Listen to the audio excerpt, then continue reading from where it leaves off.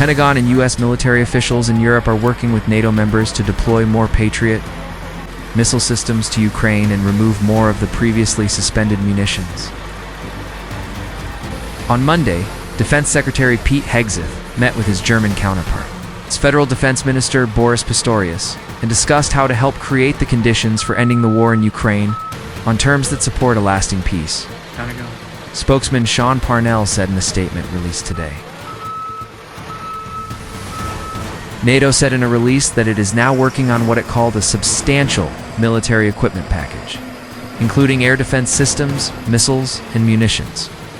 This shows Europe is moving forward, said NATO Secretary General Mark Rutte, noting commitments from Germany, Finland, Denmark, Sweden, Norway, the United Kingdom, the Netherlands, and Canada, with more expected to follow.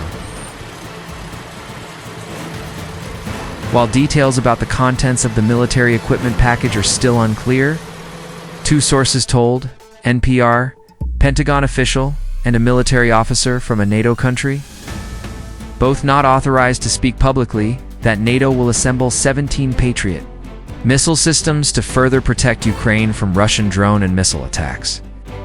Ukraine currently has half a dozen Patriot systems, mostly used to protect the capital, Kyivy.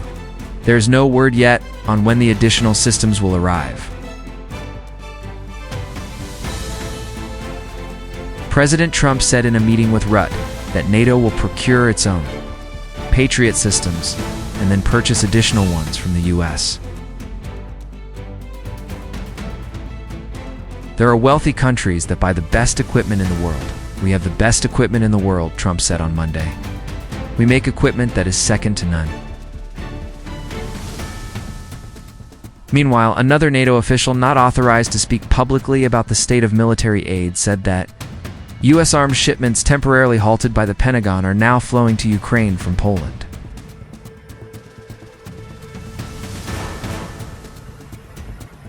According to a U.S. official who requested anonymity to discuss details of the security assistance, the shipment includes 30 Patriot missiles, 92 AIM missiles, and 142 Hellfire missiles, which can be used by F-16 fighter jets, which have been provided to Ukraine.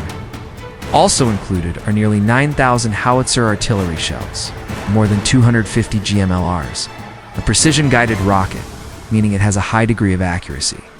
The weapons now arriving from Poland also include approximately 125 At-2 for grenade launchers and 25 Stinger missiles. The Stinger missile is a shoulder-launched system that operates as a surface-to-air missile with an infrared homing system, key to attacking Russian helicopters and drones. Meanwhile, Russia continued to pound Ukrainian cities overnight with approximately 267 drones, and the Ukrainian Air Force said it had shot down 244 of them, according to Ukrainian military officials. Russia resumed its nighttime bombings shortly, after Trump announced his decision to supply Ukraine with new military equipment and threatened further economic action against Moscow.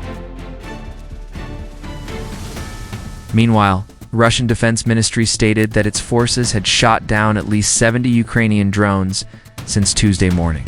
Among the areas targeted was the southwestern Voronezh region, which borders northeastern Ukraine. At least 24 people were injured there, Governor Alexander Gusev said via Telegram.